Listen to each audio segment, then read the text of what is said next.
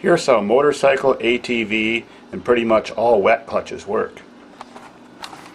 Wet clutches by meaning the clutch is actually submerged in oil, which doesn't seem to make sense. You would seem to think that a clutch submerged in oil would slip. Well, if you put too slippery of high quality, like say synthetic oil, in your off-road machine, or your street bike or whatever, it actually can slip.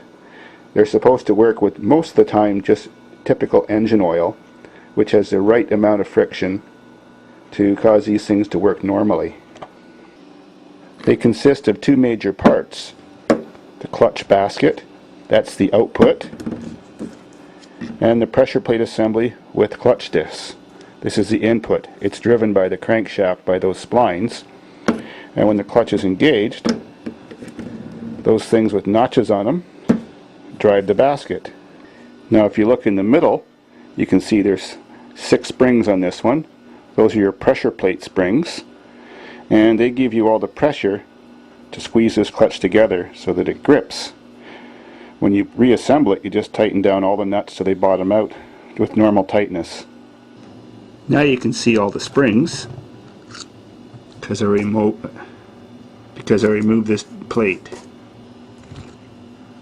You take one of these apart, it's got notches on the inside that fit corresponding driving bumps on the inside of the clutch disc that work the same way as the driving bumps on the outside that drive this hub. Now I'm removing one of the friction plates. Looks something like a car clutch. It's still got the little grooves in it, and the little grooves are worn down. That's generally when the clutch starts to slip. Then it has little driving plates that work something like flywheels and pressure plates. Doesn't really matter which way they go in. All that matters is they go in an order: friction plate, driving plate, friction plate, driving plate, and so on. On your engine that's a wet clutch, when you have a cold motor and you squeeze the clutch handle and pop it into gear, your bike goes, or whatever, goes clunk and tries to jerk forward a bit. These clutches are a little bit sticky when they're cold. That's because oil has viscosity. Just imagine if you had a piece of paper laying on a table, the table was soaked in oil. You could turn that table upside down, and even in a windstorm the paper probably wouldn't come off. It's the stickiness or viscosity of oil which is holding it there. It's almost like a vacuum. Same thing happens when the oil's cold and everything's stuck and the molecules are all still.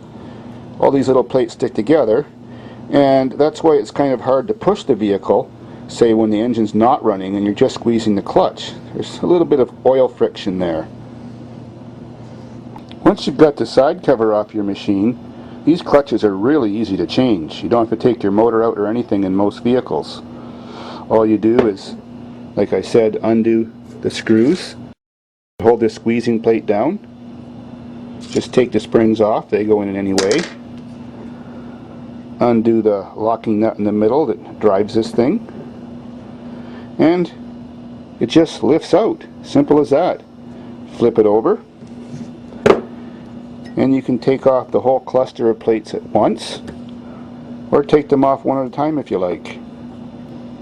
Just inspect them for wear, like look for those little notches.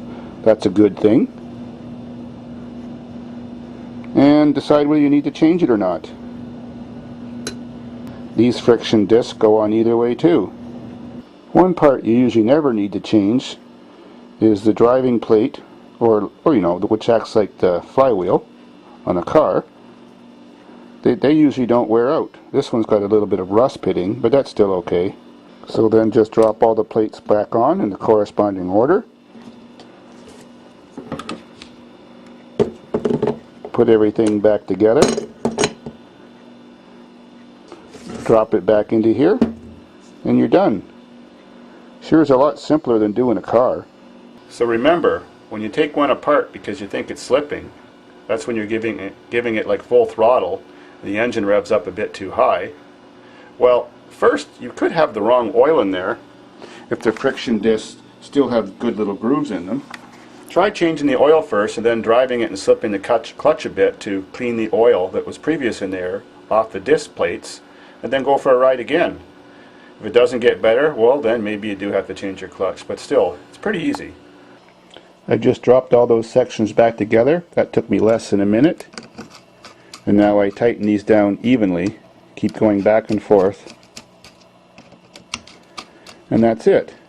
A few turns at a time. Oops. Simple as that.